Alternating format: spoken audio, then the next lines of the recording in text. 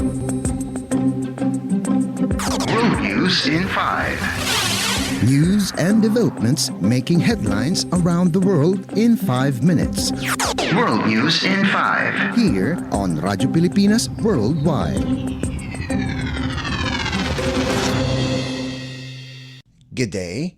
This is World News in 5 here on Radyo Pilipinas World Service.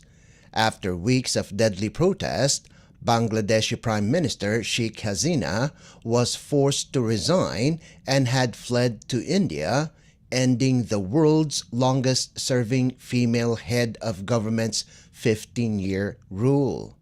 The country's army chief, General Waqar Zaman, announced that the military would form an interim government following Hasina's resignation. The 76-year-old Hasina, along with her sister, boarded a military helicopter from her official residence in the capital city of Dhaka and flew west towards India.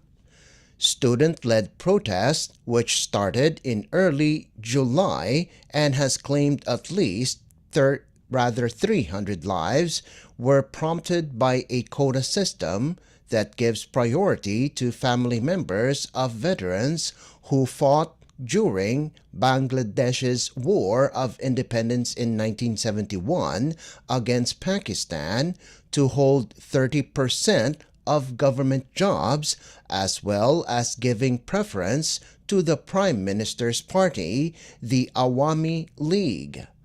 General Waqar Zaman assured the public that the military will investigate all the killings and punish the responsible.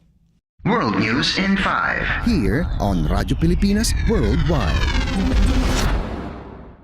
Several staff members of the United Nations Relief and Works Agency, or UNRWA, for Palestine refugees will be relieved from their duties following accusations of being involved in the October 7th Hamas-led attack on Israel.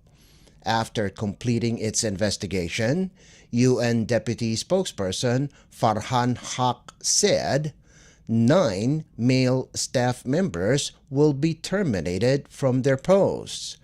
The investigation was prompted after Israel had accused 12 UNRWA staff members of being involved in the attacks. Of the 19 members of the UNRWA staff that was investigated, the UN said 9 employees were found to have links with the attack. 1 had no evidence found of being involved, while the remaining 9 lack evidence. Israel earlier claimed that 450 of the 13,000 people employed at the UNRWA were members of terrorist groups, which led to several countries withdrawing funding for the UN agency. World News in 5. Here on Radyo Pilipinas Worldwide. And news from the Philippines Foreign Service Post, Philippine Ambassador to Israel Pedro Juni Lailo Jr. led the online coordination briefing for more than 400 Filipino community or Philcom leaders, coordinators, and members about the security situation in Israel. Ambassador Lailo reminded countrymen to prioritize their safety and be alert and willing to act if necessary. Defense and Armed Forces Attaché Colonel Ray Gumantes gave a security assessment briefing to inform Philcom leaders of the current situation and other things that could happen in the coming days. Discussed parts of Israel-declared red areas by the Israel Defense Forces or IDF Home Front Command, such as around Gaza and the Lebanon border, and other places to avoid first, such as West Bank, Golan Heights, Temple Mount, crowded areas, vital installations such as IDF bases, power plants, and water facilities. Emphasis were given on the postponement of outdoor activities, unnecessary travel, compliance with security guidelines of the IDF, preparation of go bags containing important documents and emergency supplies, evacuation of bedridden pets, strengthening coordination of countrymen with their assigned PhilCom leaders, identification of assembly points, temporary shelters, evacuation route, and processing requirements in case of repatriation.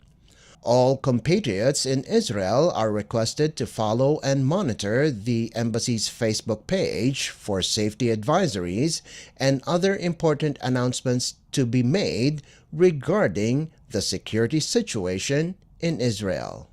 World News in 5. Here on Radyo Pilipinas Worldwide.